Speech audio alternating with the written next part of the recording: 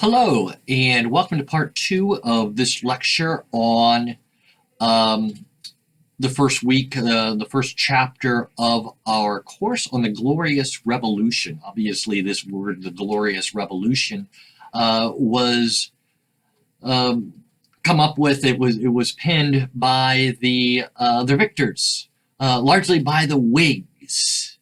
Okay. Well, your chapter here begins with this description of what's known as the Darien Venture. It's a Scottish settler, a Scottish colonial venture. It was a voyage to, of all places, Panama. It's a colossal failure, but it demonstrates the way in which Scottish traders were competing at this time with the English. And I want you to understand as well the way in which the Glorious Revolution does not erase Englishness, Irishness, Scottishness, or Welshness, right? Those are the four kingdoms within what would become the British the British Isles or the United Kingdom. But it also was the way in which it had a great deal to play, a big role to play in how Scotland came into being. So it's a good way of understanding then the formation of a British identity. And it came from this very odd sort of economic venture, colonial venture. And after the Glorious Revolution, to skip ahead of our story a little bit, it seems as though Scotland loses out economically to the English. The Darien venture certainly is part of that economic loss. Ireland also becomes a more subservient colony to England. The Irish Parliament will become subservient to the British Parliament. So keep that in mind as well. The Irish Parliament will continue to exist up until 1800, but anything that it passes can be vetoed by the British Parliament. And also important to keep in mind about the Glorious Revolution is that the Welsh, they don't rally to the defense of King James, James II, who flees to France in 1688 as William of Orange approaches. So the Glorious Revolution it's really a kind of a coup d'etat, because the what would have been the normal, traditional at least, succession of kings, of royal families, is overthrown. The Scottish Stuart kings, which had been in power in England since 1603, are now overthrown by William of Orange. And your textbook talks about how this is described by contemporaries, in gendered terms, as sort of patriarchal terms, like as a father would talk to his children, or Father England, now is going to take over the British Isles and take care of its sort of Celtic children, right? The Irish, the Scottish. There's also a cliche here that kind of has a truth to it in the Glorious Revolution, and that is the cliche that England's misfortune is often Ireland's opportunity. And we see this in the rebellion staged by a tribal leader in Ireland known as Tyrconnell, great Irish name, Tyrconnell. He rallies a Catholic army, and he manages to unify much of Ireland outside of Londonderry and Belfast. Londonderry, or Derry as Irish Catholics call it, is in that region that I touched on in my first presentation, part of Ulster, and so is Belfast. And the Catholics in Northern Ireland, like Catholics all across Ireland, rally to James's side. James had been one of these more absolutist kings. He also, the thing that brings the political politics to such really brings it to violence, is when his wife gives birth to an heir to the throne.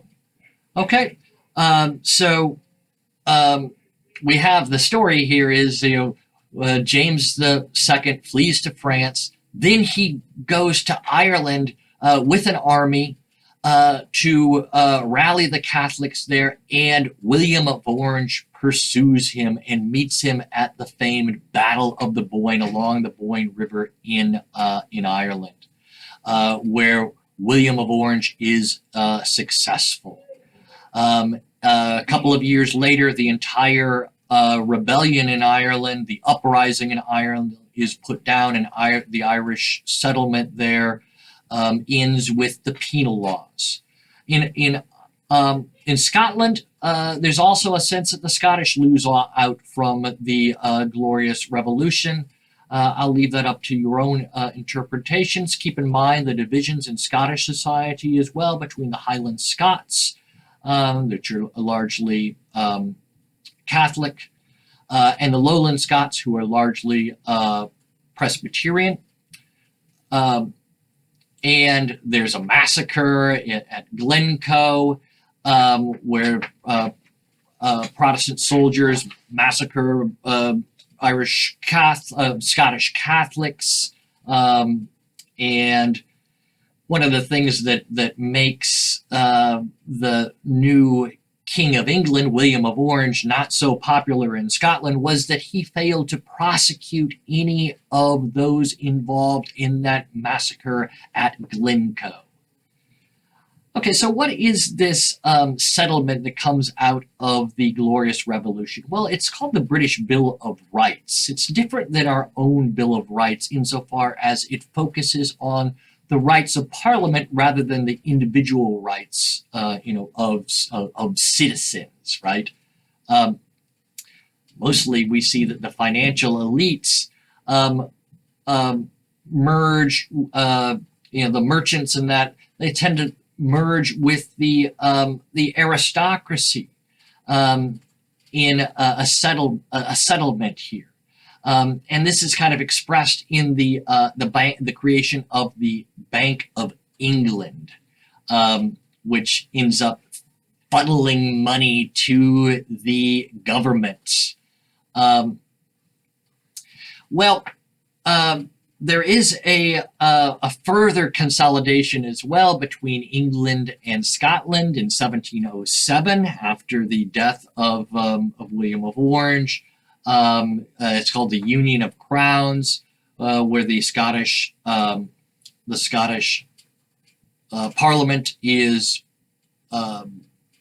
really gotten rid of, and the Scots will start sending their representatives, members of Parliament. The abbreviation MP, of course, if you see that in your textbook, that means member of Parliament. They start sending these members of Parliament to England.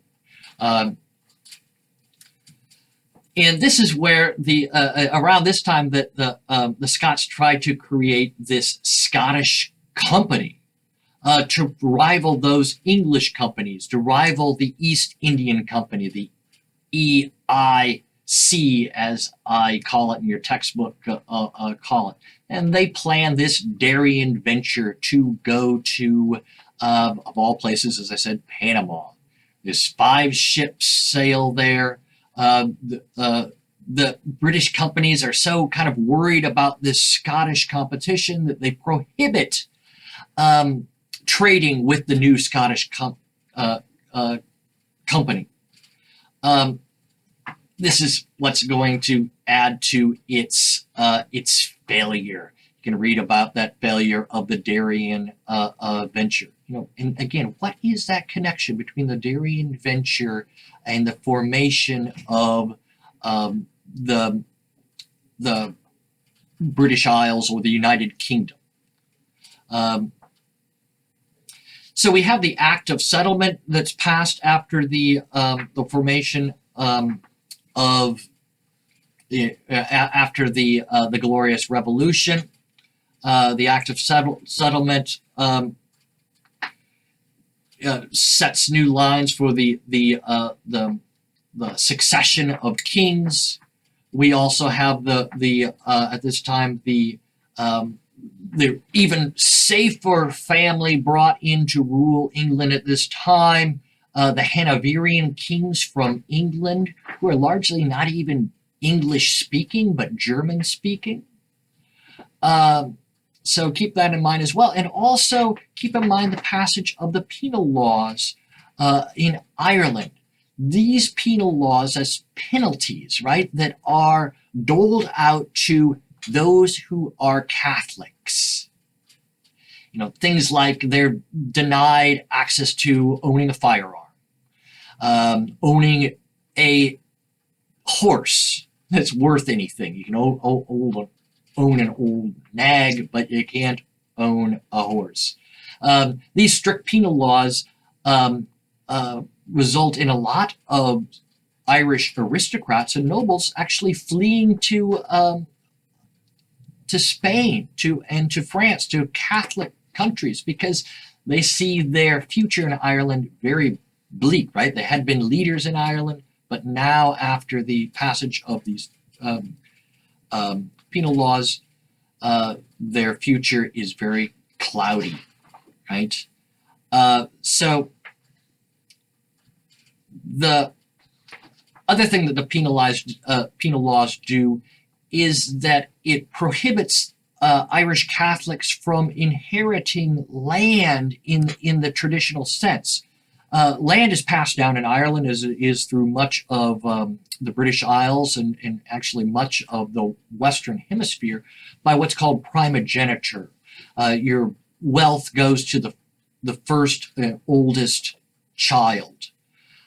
This is to keep your land holdings from being broken up and the family impoverished. And that's exactly what they make Catholics do in Ireland by way of these penal laws after the Glorious Revolution.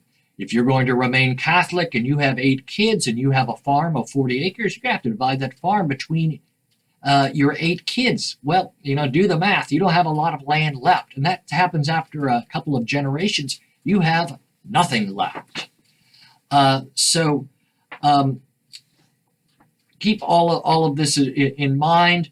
This is a time as well that the stereotypes of the Irish will be reinforced. Your textbook talks about the stereotyping of the wild shamrock manners of Irish people. There's a number of books and articles that are published in newspapers by English travelers to Ireland, and their stereotypes of the Irish really seem to be confirmed, not because of any truthful acknowledgement of what they see in Ireland, but probably they're just reinforcing their preconceived stereotypes of what Irish Catholics should be, sort of drunken, ill-disciplined, ruthless, conniving kind of peoples, right?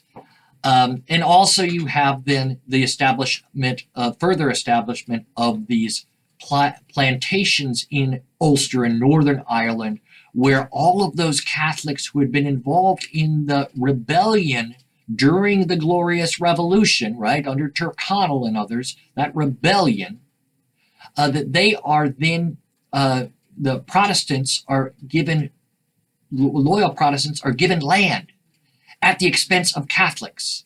And a lot of the people that come over to take that free land, the only ones it's available to are Protestants and Presbyterian Scots, Lowland Scots, very strong Calvinist Protestants who are going to be very much anti-Catholic. And that sets up the groundwork, you might say, for the sectarian strife that still really impacts and affects Ulster and Northern Ireland today. Thank you very much. I will conclude here. Video recording button.